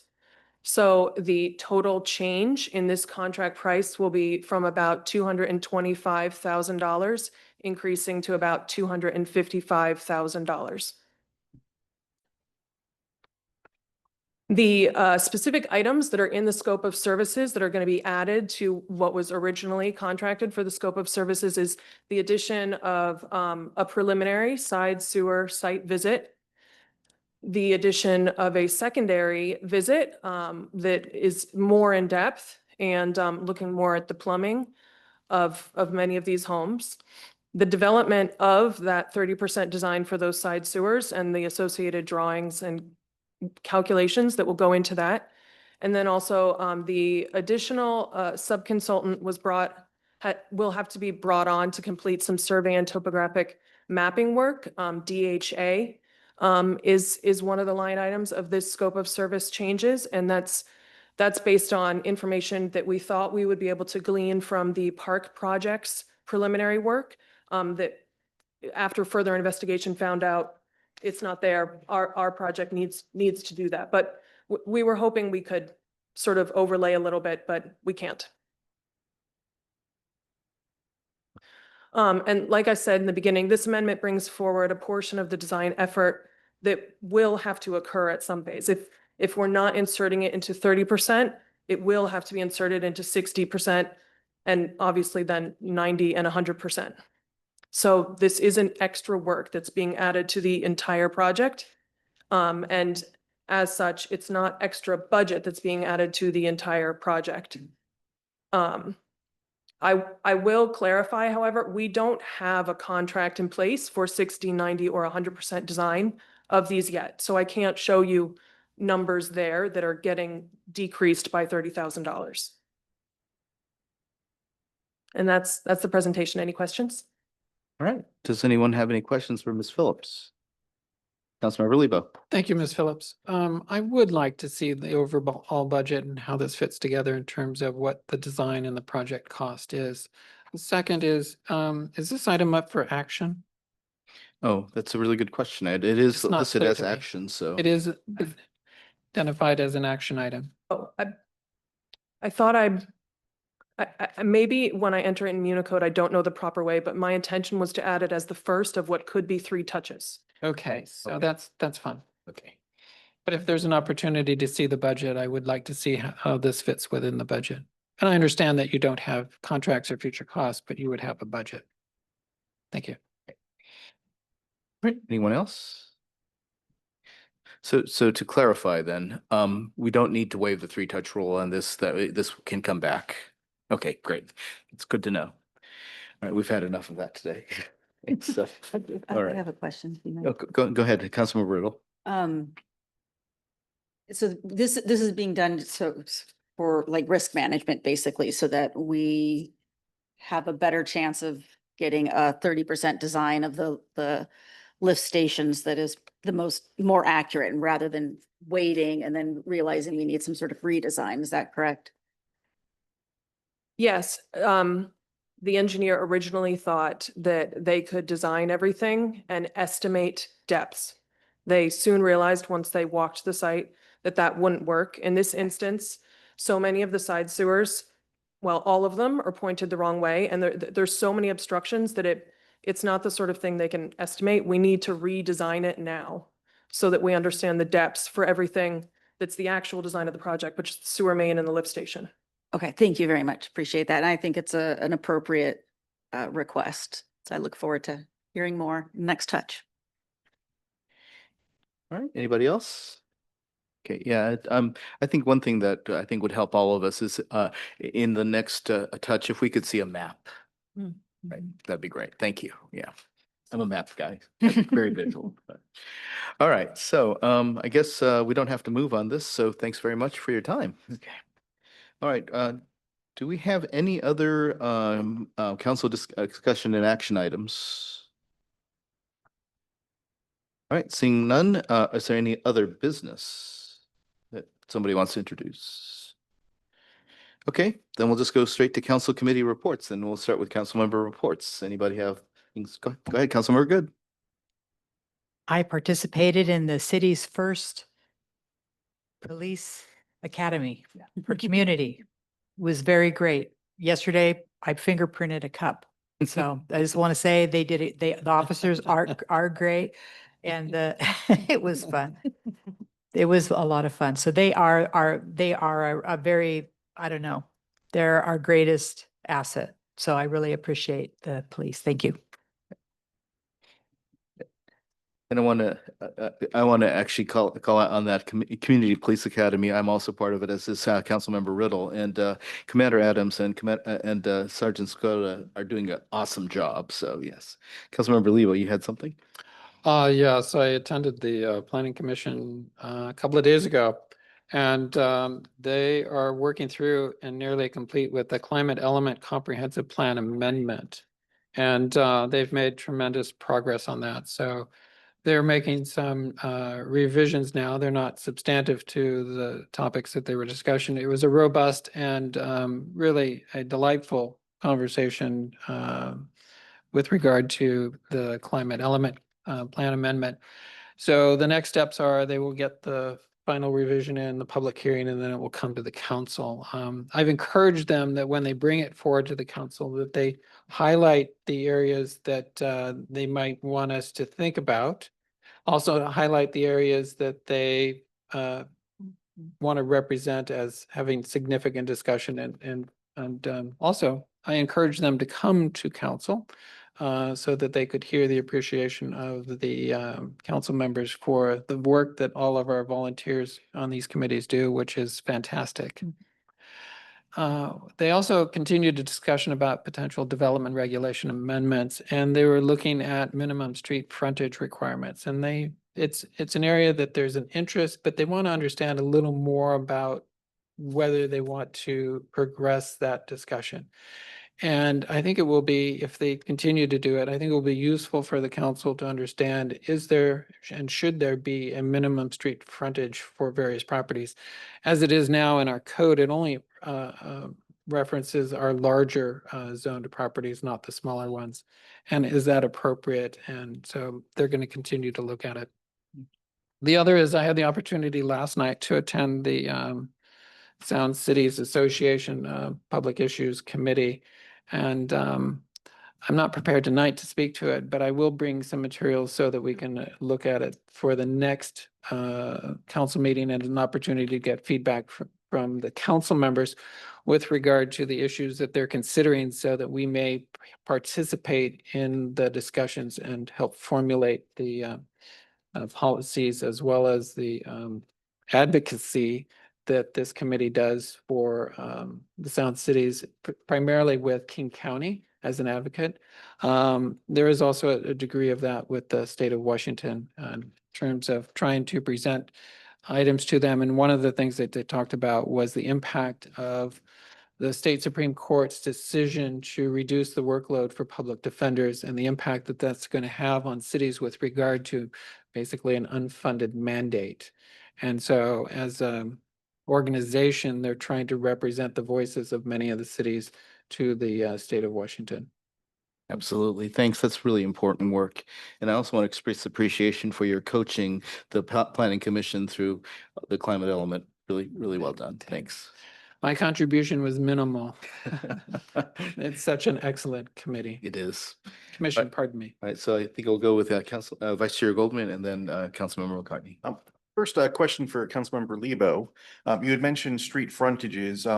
Is the Planning Commission looking for any sort of semi-formal guidance from the council about whether we want it prioritized, or are they just going to continue to discuss it amongst themselves? I think if I come better prepared, I can ask that opinion of the council to provide that liaisonship to them. If you have any comments as a council, I welcome those. Well, as a thought, I believe we'll have time at the September 22nd Committee of the Whole. Is that an agenda item you'd like to add to the COW for us to talk about street frontages? Let me think about that, because I mean, they're partially what they're doing is trying to understand to what degree does it really affect what we're doing, and so do they really want to pursue it? But let me give it some thought. Okay, thank you. I'll talk to Director Hoffman. And then, thanks. My update is the tree board met last week. You heard from Chair Phillips about the SFI grant. In addition, they're also working with King Conservation District. We heard a couple of meetings ago that we have a pot of over $100,000 that is just waiting for us to spend it. And so for the whopping cost of $4,500 that's already given to us, KCD will update our tree canopy study.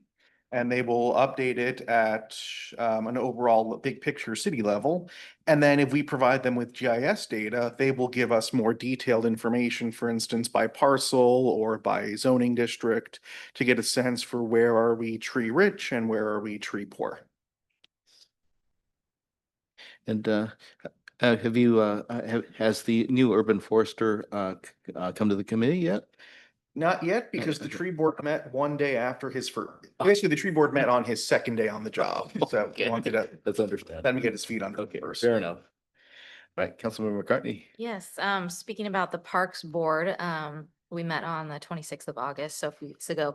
And the Parks Board now is full. As you all remember, we had 2 new people join over the last month and a half or so. So that was great to see a full board. They've been very busy. If you've been to any of the parks, you probably saw the walking story signs. Those were nice to have throughout the summer. And the other piece that we spent a significant time on was hearing from the Stewardship Foundation, which I thought was really enlightening, especially as being a resident in Lake Forest Park for my whole life. Not knowing all the different areas that they touch, I would really urge anyone to reach out to them or to hear a presentation or look on the website and see how they have impacted the city. And just one tidbit that kind of stuck with me is that the foundation has raised over $850,000 since they have been in inception, and they have put that money back into the city. And that's a huge chunk of change, and it's very evident the places that they touch. And so it was really great to hear from them. And again, urge anyone, especially if you're a newer resident, to learn about the foundation and all the great work that they do. Wonderful. Yeah, thank you. I can't echo that enough. And also with the storyboards, you know, if you read them backwards, it's really fascinating too. That's right. Councilmember Riddle. I had an opportunity to help install some of the tack boards up at the climate wall mural over the last earlier this week, and they are working on towards the ribbon cutting, which will be October 12th. Right, the Sunday. A Sunday, yep. So really, it's really starting to come together. If you haven't been out to the Commons there to see it, it's starting to look like something real, and the mural is as beautiful as it can be. So that was just a really sort of enjoyable moment. And then today I had a chance to attend the King County Best Starts for Kid Levy traveling conversation show. And NUSA was there in strong numbers, and they had a lot of the services that are funded through the levy. We're talking to all the different cities that, you know, are up here in the North King County. And it is amazing how many services are kind of in this area that aren't necessarily as known or have a specific like location that we maybe haven't been aware of. So I just think bringing, you know, trying to find those other services that are doing great things, after school care for kids, meals, translation for folks who are immigrants. It's just amazing how much is out there that we haven't really seen. So I think we could maybe spend some time with NUSA and really figure out what our community is taking advantage of that we can look into. It's almost like we need some sort of community fair kind of thing. So much. Yeah. Fair enough. Yeah. Okay, and for my part, Councilmember Riddle already mentioned the Climate Action Committee meeting where we discussed the Climate Hub unveiling on Sunday, October 12th at 10. It's going to run from 10 till noon. And we're hoping to get a great guest speaker, so stay tuned on that. For us here, I attended the K4C Outreach Committee meeting, and there's going to be an elected officials workshop, which basically I believe is also going to be streamed so that anybody can watch it. It's either going to be Wednesday, October 22nd or Friday, October 24th. I'll have more information about that anon. All right, so any other comments anybody has? Okay, is Mayor still with us? Okay, he's not. Okay, all right, so I'll go over to City Administrator Hill. Anything you want to add to your report? Just on the Burt Gilman Trail improvements that will be coming forward any day now. That'll be about a 4-week process that King County Parks will be doing. They're anticipating mid this month. I haven't gotten an update on that yet. Just some of the improvements that are going to go through here with the new state law of allowing bicyclists to yield rather than having to stop. The stop signs will be changed to yield signs. I think you may have seen other communities, they use a lit flashing yield sign. The bollards will be taken out. This will be ease of access for not only their parks crew, but in speaking with the chief, if they do need to get down on the trail, having those bollards out of the way is beneficial for our police department as well. So no concern there. There will be some changes at the intersection with some extended fencing. You've probably seen some trimming going on at the intersections. It's to more direct folks using the trail to go to the intersection where you're safest to cross instead of cutting the corner. And then 165th, right there by the beach club. We have a lot of swim events during the summer, a lot of activities, a lot of kids crossing the sidewalk. There will be pedestrian improvements done there as well to address that. I believe there'll also be some flashing signs for that. And then there is a slight detour that will just detour onto Beach Drive for anybody using the trail, just for a short period of time. But as soon as we know the exact dates, the information that's provided in your packet will be sent out to the public so they're aware. And that's all I've got. All right, thank you, City Administrator. And I also, piggybacking on the Burt Gilman Trail, I also want to acknowledge basically the citizens and residents who showed their concern about speed limits on the trail. And we're having our police department as well as Public Works think about this as well. So rest assured, we're on that. We're aware of it, and thank you for bringing it to our attention. All right, so I think now we have a closed session. I'm not sure how long it's for. I'm sorry. It says closed session. Yes, we have an executive session to Oh, discuss collective bargaining. For how long? Let's say 15 minutes. 15 minutes. and Okay, We'll great. extend if necessary. Okay, so I don't have the. Can I ask a question? Go ahead. Are we planning any action after the closed session? No, there will be no action after the closed session. So I'm supposed to read something about the executive session, but it's not on the sheet. So, It's on your agenda under number 13. okay. Oh, sorry. Just, okay. I realized. Right. So the closed session is on collective bargaining per RCW 42.130.140, section 4, parens B. And so this will be for 15 minutes. So we'll be back at, let's say, 9:11.